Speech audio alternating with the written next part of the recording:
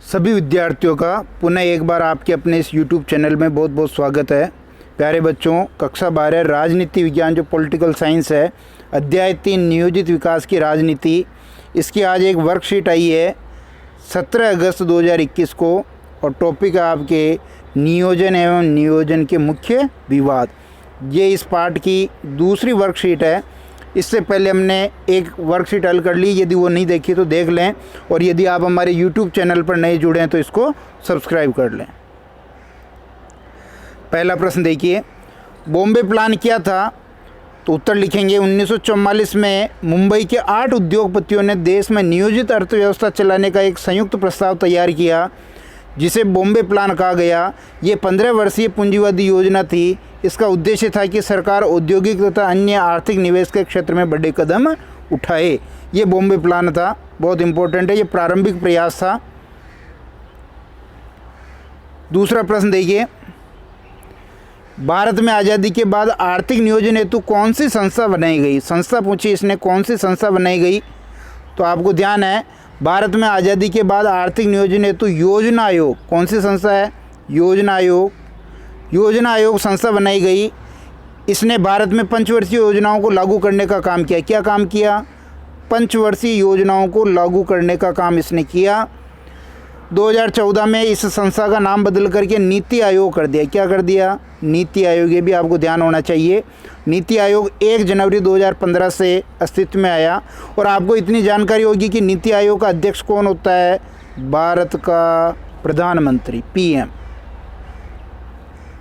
तीसरा प्रश्न देखिए, प्रथम पंचवर्षीय योजना में सबसे अधिक बल किस पर दिया गया? बल का मतलब जोर, यानी सबसे ज़्यादा जोर किस पर दिया गया, ये पूछ रहा है। उत्तर लिखेंगे प्रथम पंचवर्षीय योजना में कृषि क्षेत्र पर। किस पर? कृषि क्षेत्र पर विशेष जोर दिया गया, क्योंकि उस दौरान खाद्यान्न की कमी गंभीर चिंता का विषय थी। भारत में प्रथम पंचवर्षीय योजना 1951 में शुरू की गई। इस योजना की अवधि 1951 से 1956 तक थी। इसका उद्देश्य देश को गरीबी के मकड़ जाल से बाहर निकालना था। क्या उद्देश्य था? देश को गरीबी के मकड़ जाल से बाहर निकालना। चौथा प्रश्न देखिए, दूसरी पंचवर्षीय योजना की क्या कोशिश थी? दूसरी पंचवर्षीय योजना में भारी उद्योगों के विकास पर जोर दिया गया। जब पहली पंचवर्षीय योजना में कृषि पर जोर दे दिया, तो दूसरी पंचवर्षीय योजना में जोर दिया गया भारी औद्योगिक विकास के ऊपर। फिर आगे देखिए, तेज गति से संरचनात्मक बदलाव के साथ साथ आर्थिक वृद्धि को बढ़ाना भी इसका उद्देश्य था। इस योजना की कोशिश संसाधनों का उत्पादन के क्षेत्र में मध्य उचित वितरण करना था। द्वितीय पंचवर्षीय योजना महालनोबिस योजना पर आधारित थी। महालनोबिस योजना एक आर्थिक विकास मॉडल योजना थी जिसकी खोज भारतीय सांख्य शास्त्री प्रशांता चंद्र महालनोबिस ने 1953 में की थी। पांचवा प्रश्न देखिए, नियोजन के फलस्वरूप उत्पन्न मुख्य विवाद के बिंदु कौन कौन से थे? मुख्य विवाद के बिंदु इसने पूछा है कि क्या क्या मुख्य विवाद के बिंदु थे। नियोजन के फलस्वरूप उत्पन्न विवाद के मुख्य बिंदु निम्न थे। पहला देखिए, कृषि बनाम उद्योग। कृषि को महत्व दिया जाए, उद्योगों को महत्व दिया जाए। पहली पंचवर्षीय योजना में आपको जानकारी है कि कृषि पर जोर दिया गया, लेकिन दूसरी पंचवर्षीय योजना में जो है भारी उद्योगों को जो है बढ़ावा दिया गया। लोगों का मानना था कि पहले कृषि को जो है बढ़ावा दिया जाना चाहिए था, उसके बाद उद्योगों को। तो ये विवाद का बिंदु था।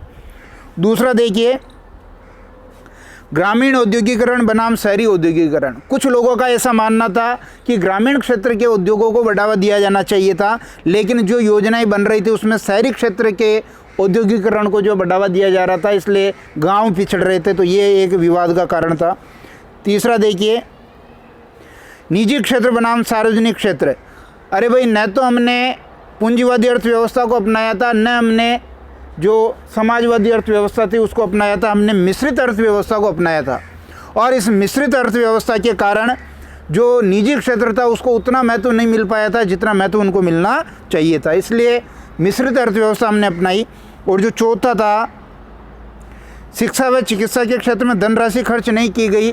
लोगों का ऐसा मानना था कि लोगों के जीवन क्षेत्र को सुधारा जाना चाहिए था, शिक्षा और चिकित्सा को बढ़ावा दिया जाना चाहिए था, लेकिन उन पर राशि खर्च नहीं की गई। ये विवाद के मुख्य बिंदु थे। इस प्रकार आज की वर्कशीट के हमने 5 प्रश्न हल किए हैं। यदि आपको वीडियो पसंद आता है तो लाइक करें, शेयर करें, चैनल को सब्सक्राइब नहीं किया तो ज़रूर करें। बहुत बहुत धन्यवाद।